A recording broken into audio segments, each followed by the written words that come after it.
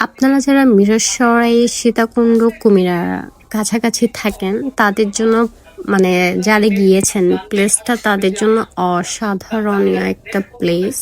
কারণ হচ্ছে আমার কাছে এই প্লেসটা এত এত এত ভালো লাগছে। আমার বাসা যদি এই এরিয়াগুলোর মধ্যে হইতো, কুমিরা সীতাকুণ্ড এরিয়ার মধ্যে হইতো, মিরসরাইয়ের মধ্যে হইতো, আমি মনে হয় সপ্তাহে অন্তত একবার হইলেও যাইতাম।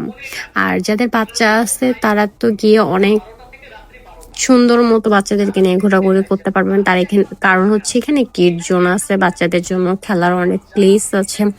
বাচ্চারা সেখানে সুন্দর মতো খেলতে পারবে, তাদের ইচ্ছা মতো খেলতে পারবে, ঘোরাঘুরি করতে পারবে।